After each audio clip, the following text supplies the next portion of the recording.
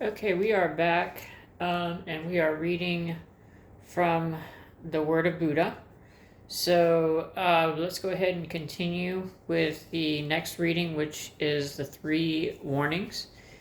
And the Buddha says, "Did you never see in the world a man or a woman, 80, 90, or 100 years old, frail, crooked as a gable roof, bent down, resting on crutches, with tottering steps, infirm, youth long since fled, with broken teeth, gray and scanty hair, or none, wrinkled, with blotched limbs?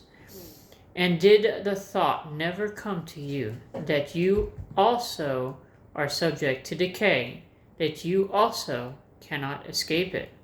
Did you never see the world, or in the world, a man or a woman who, being sick, afflicted, and grievously ill, wallowing in his own filth, was lifted up by some and put to bed by others? And did the thought never come to you that you also are subject to disease, that you also cannot escape it?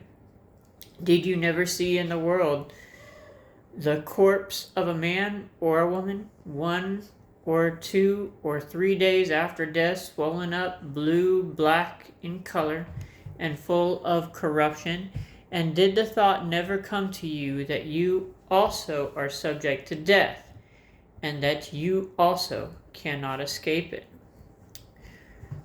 The next section is Samsara. "Inconceivable is the beginning of this samsara, not to be discovered as any first beginning of beings who, obstructed by ignorance and ensnared by craving, are hurrying and hastening through this round of rebirths." Okay.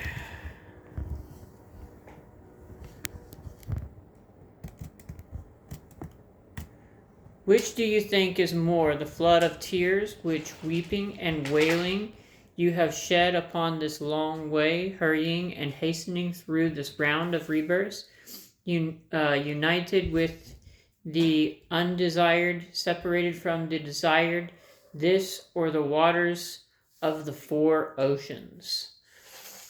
Long have you suffered the death of father and mother, of sons, daughters, brothers, and sisters, and whilst you were thus suffering, you have indeed shed more tears upon this long way than there is water in the 4 oceans. Which do you think is more, the streams of blood that through your being beheaded have flowed upon this long way, these, or the waters of the 4 oceans? Long have you been caught as robbers, or highwaymen, or adulterers, and through your being beheaded, verily, more blood has flowed upon this long way than there is water in the 4 oceans. But how is this possible? Inconceivable is the beginning of this samsara, not to be discovered is any first beginning of beings who, obstructed by ignorance and ensnared by craving, are hurrying and hastening through this round of rebirths.